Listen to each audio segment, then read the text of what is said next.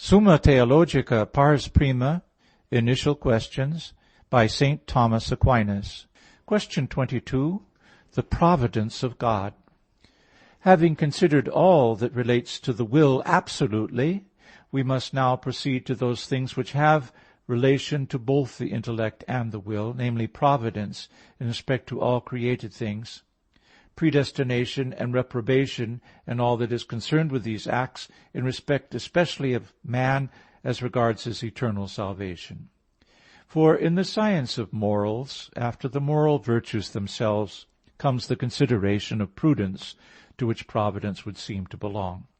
Concerning God's providence, there are 4 points of inquiry: whether providence is suitably assigned to God, whether everything comes under divine providence, whether divine providence is immediately concerned with all things, and whether divine providence imposes any necessity upon things foreseen.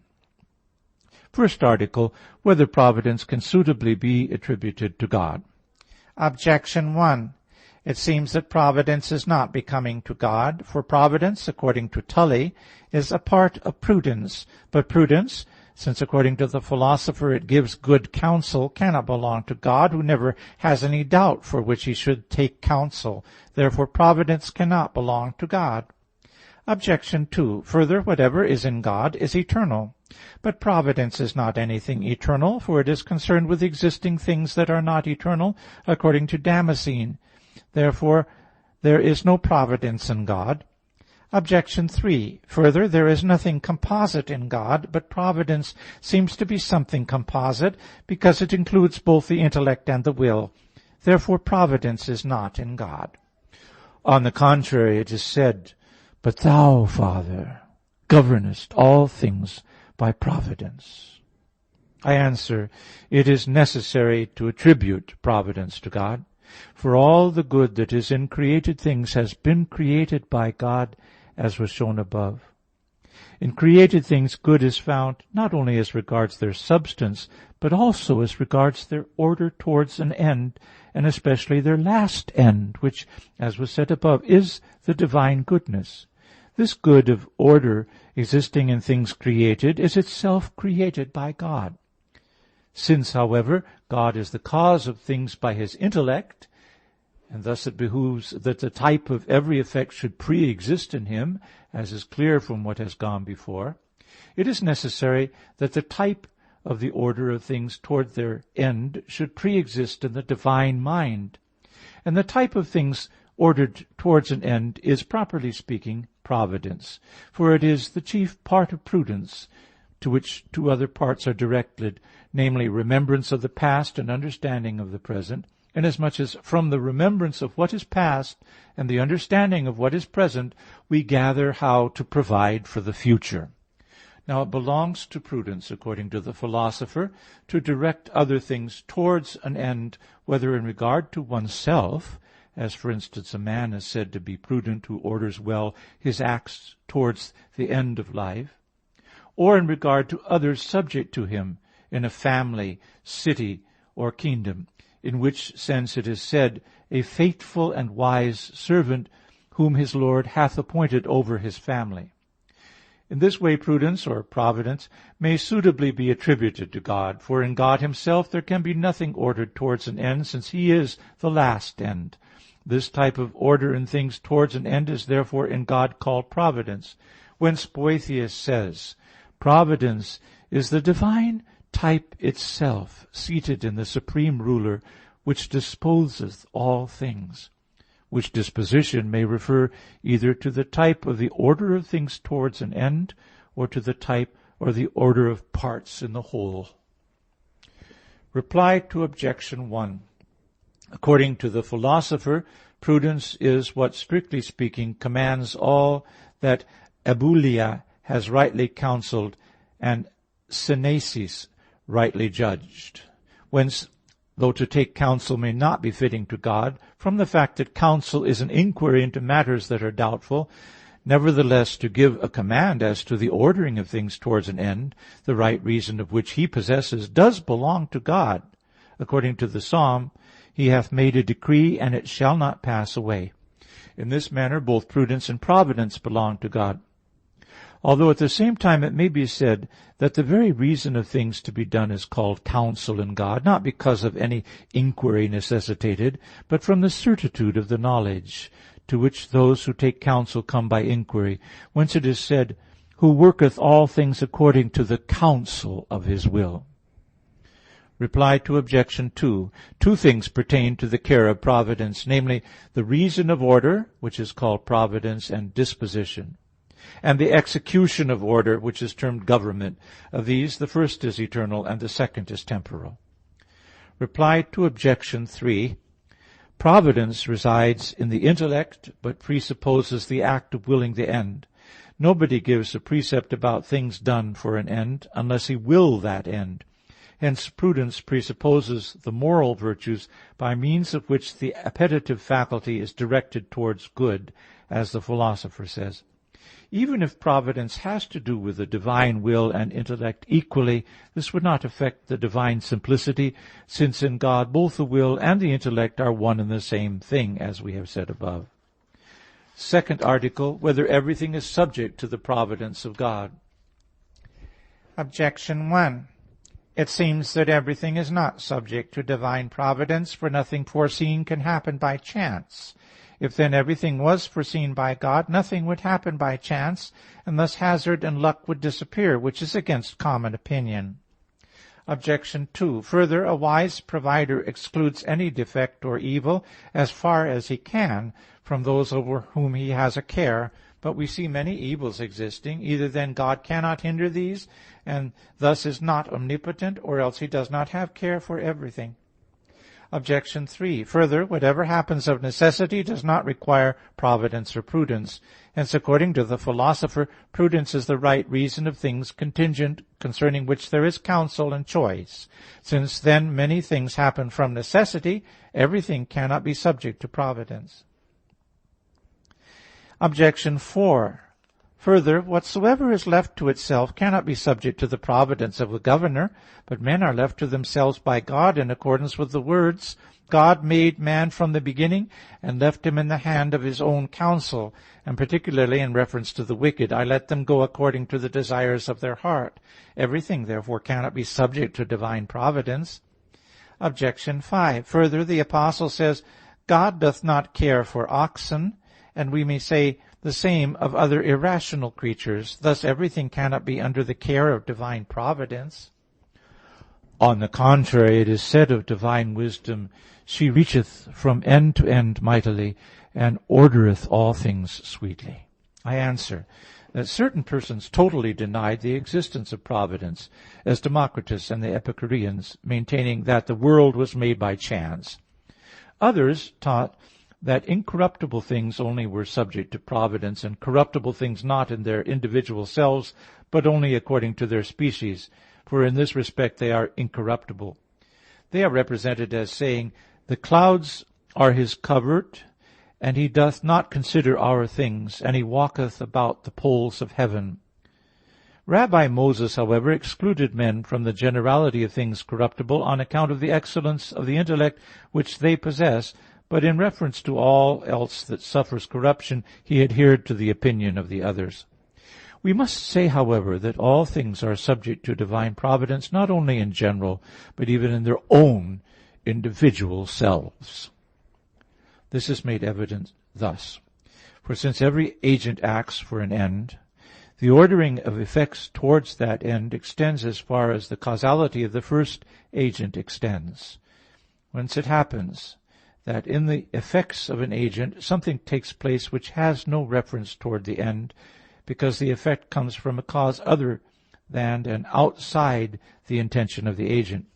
But the causality of God, who is the first agent, extends to all being, not only as to constituent principles of species, but also as to the individualizing principles, not only of things incorruptible, but also of things corruptible.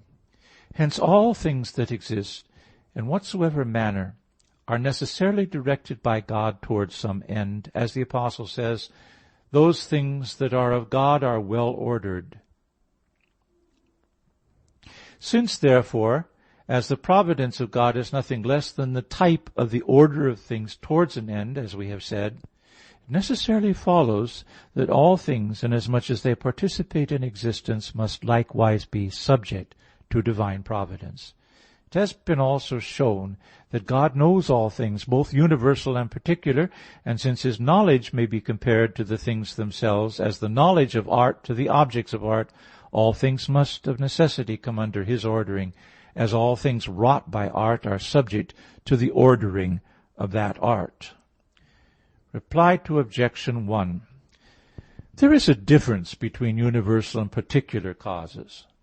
A thing can escape the order of a particular cause, but not the order of a universal cause, for nothing escapes the order of a particular cause, except through the intervention and hindrance of some other particular cause, as, for instance, wood may be prevented from burning by the action of water.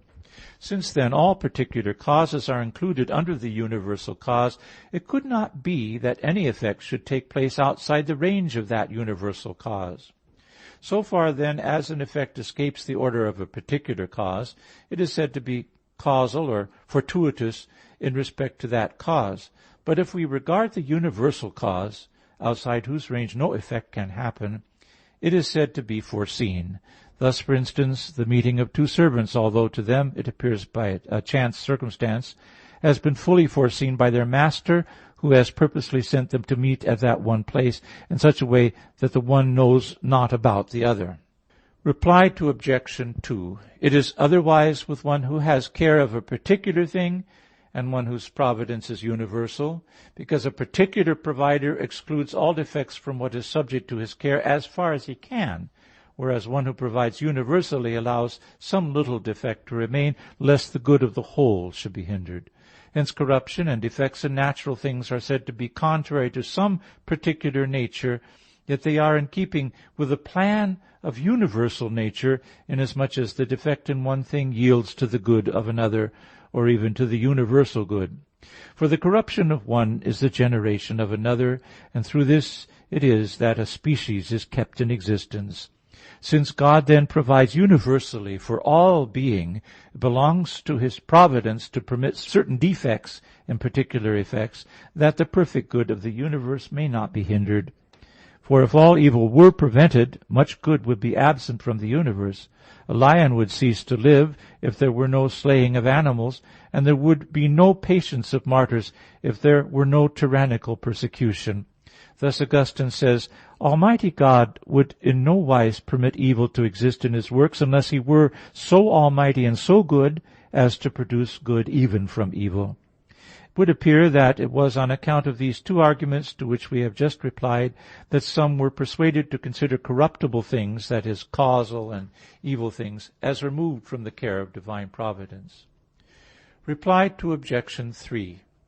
Man is not the author of nature, but he uses natural things in applying art and virtue to his own use. Hence human providence does not reach to that which takes place in nature from necessity, but divine providence extends thus far, since God is the author of nature. Apparently it was this argument that moved those who withdrew the course of nature from the care of divine providence, attributing it rather to the necessity of matter, as Democritus and others of the ancients. Reply to Objection 4. When it is said that God left man to himself, this does not mean that man is exempt from divine providence, but merely that he has not a prefixed operating force determined to only the one effect, as in the case of natural things, which are only acted upon as though directed by another toward an end, and do not act of themselves as if they directed themselves towards an end, like rational creatures, through the possession of free will, by which these are able to take counsel and make a choice. Hence it is significantly said, in the hand of his own counsel. But since the very act of free will is traced to God as to a cause, it necessarily follows that everything happening from the exercise of free will must be subject to divine providence. For human providence is included under the providence of God as a particular under universal cause. God, however, extends his providence over the just in a certain more excellent way than over the wicked, inasmuch as he prevents anything happening which would impede their final salvation. For to them that love God all things work together unto good. But from the fact that he does not restrain the wicked from the evil of sin, he is said to abandon them, not that he altogether withdraws his providence from them, otherwise they would return to nothing if they were not preserved in existence by his providence. This was the reason that had weight with Tully, who withdrew from the care of divine providence human affairs concerning which we take counsel. Reply to Objection 5. Since a rational creature has, through its free will, control over its actions, as was said above, it is subject to divine providence in an especial manner, so that something is imputed to it as a fault or as a merit, and there is given it accordingly something by way of punishment or reward. In this way the Apostle withdraws oxen from the care of God, not, however, that individual irrational creatures escape the care of divine providence, as was the opinion of the Rabbi Moses. Third article, whether God has immediate providence over everything. Objection 1. It seems that God has not immediate providence over all things, for whatever is contained in the notion of dignity must be attributed to God, but it belongs to the dignity of a king that he should have ministers, through whose mediation he provides for his subjects. Therefore much less has God himself immediate providence over all things. Objection 2. Further, it belongs to providence to order all things to an end. Now the end of everything is its perfection and its good. But it appertains to every cause to direct its effect to good, wherefore every active cause is a cause of the effect of providence. If therefore God were to have immediate providence over all things, all secondary causes would be withdrawn. Objection 3. Further, Augustine says it is better to be ignorant of some things than to know them, for example, vile things. And the philosopher says the same. But whatever is better must be assigned to God. Therefore he has not immediate providence over bad and vile things. On the contrary, it is said, "What other hath he appointed over the earth? Or whom hath he set over the world which he made?" On which passage Gregory says, "Himself he ruleth the world which he himself hath made." I answer that two things belong to providence, namely, the type of the order of things foreordained towards an end, and the execution of this order, which is called government. As regards the first of these, God has immediate providence over everything, because he has in his intellect the types of everything, even the smallest. And whatsoever causes he assigns to certain effects, he gives them the power to produce those effects. Whence it must be that he has beforehand the type of those effects in his mind. As to the second, there are certain intermediaries of God's providence, where he governs things inferior by superior, not on account of any defect in his power, but by reason of the abundance of his goodness, so that the dignity of causality is imparted even to creatures. Thus Plato's opinion, as narrated by Gregory of Nyssa, is exploded. He taught a threefold providence. First, one which belongs to the supreme deity, who first and foremost has provision over spiritual things, and thus over the whole world as regards genus, species, and universal causes. The second providence, which is over the individuals of all that can be generated and corrupted, he attributed to the divinities who circulate in the heavens, that is, certain separate substances which move corporeal things in a circular direction. The third providence over human affairs he assigned to demons, whom the Platonic philosophers placed between us and the gods, as Augustine tells us.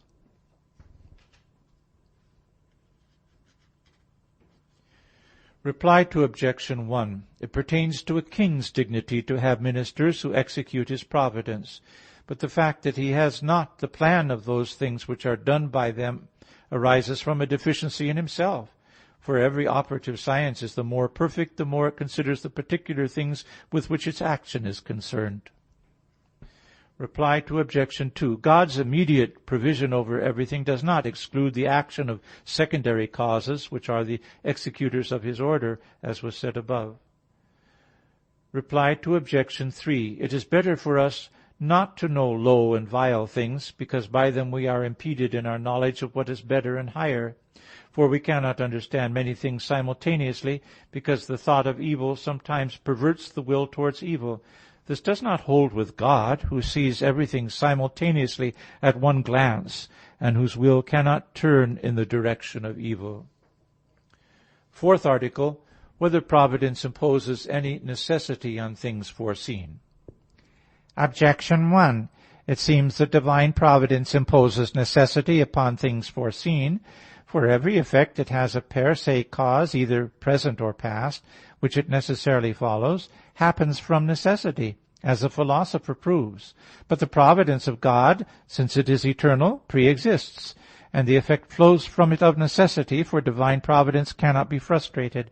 Therefore divine providence imposes a necessity upon things foreseen. Objection 2. Further, every provider makes his work as stable as he can, lest it should fail. But God is most powerful, therefore he assigns the stability of necessity to things provided. Objection 3. Further, Boethius says, fate, from the immutable source of providence, binds together human acts and fortunes by the indissoluble connection of causes. It seems, therefore, that providence imposes necessity upon things foreseen. On the contrary, Dionysius says, to corrupt nature is not the work of providence, but it is in the nature of some things to be contingent. Divine providence does not therefore impose any necessity upon things so as to destroy their contingency. I answer that divine providence imposes necessity upon some things, not upon all, as some formerly believed. For to providence it belongs to order things towards an end. Now after the divine goodness, which is an extrinsic end to all things, the principal good in things themselves is the perfection of the universe, which would not be were not all grades of being found in things, whence it pertains to divine providence to produce every grade of being. And thus it has prepared for some things necessary causes, so that they happen of necessity, for others contingent causes, that they may happen by contingency, according to the nature of their proximate causes. Reply to Objection 1. The effect of divine providence is not only that things should happen somehow, but that they should happen either by necessity or by contingency. Therefore, whatsoever divine providence ordains to happen infallibly and of necessity, happens infallibly and of necessity. And that happens from contingency, which the plan of divine providence conceives to happen from contingency. Reply to Objection 2. The order of divine providence is unchangeable and certain, so far as all things foreseen happen as they have been foreseen, whether from necessity or from contingency.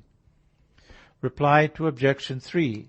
That indissolubility and unchangeableness of which Boethius speaks pertain to the certainty of providence, which fails not to produce its effect, and that in the way foreseen. But they do not pertain to the necessity of the effects. We must remember that, properly speaking, necessary and contingent are consequent upon being as such. Hence the mode both of necessity and of contingency falls under the foresight of God, who provides universally for all being, not under the foresight of causes that provide only for some particular order of things.